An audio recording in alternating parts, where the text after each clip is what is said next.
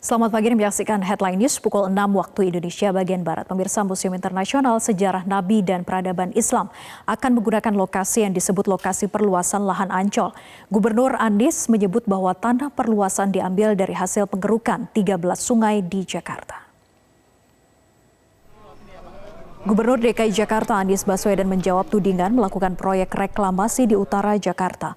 Dalam video yang dirilis di kanal YouTube Pemprov DKI Jakarta pada Sabtu malam, Anies mengatakan reklamasi di kawasan wisata Ancol memang benar dilakukan Pemprov DKI. Tapi Anies menegaskan reklamasi Ancol berbeda dengan masalah reklamasi 17 pulau di kawasan Teluk Jakarta. Reklamasi di Ancol menggunakan material tanah dari pengerukan 13 sungai di Jakarta.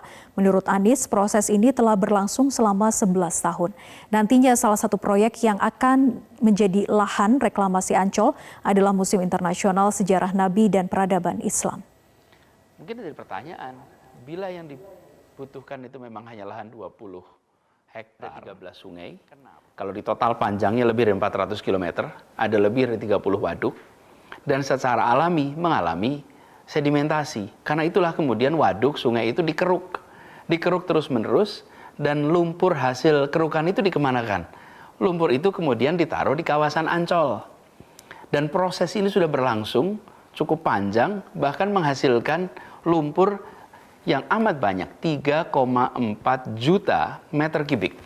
Nah, lumpur ini kemudian dimanfaatkan untuk pengembangan kawasan Ancol.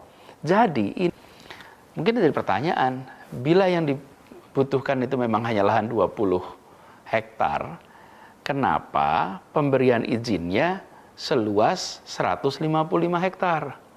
Jadi begini, pengerukan ini akan jalan terus.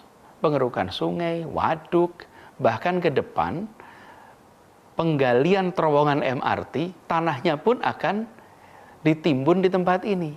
Karena itulah ada kajiannya, dan dari hasil kajian AMDAL, lokasi yang dibutuhkan adalah sebesar 155 hektar, 120 hektar di sisi timur, 35 hektar di sisi barat, yang juga disediakan kawasan yang nanti akan bersebelahan dengan stasiun MRT di Ancol. Sebabnya bulan Februari lalu proses legal administratifnya dilakukan, dan di kawasan ini akan diambil 3 hektar dari 120 yang direncanakan, dari 20 yang sudah ada, hanya 3 hektar untuk membangun Museum Sejarah Nabi.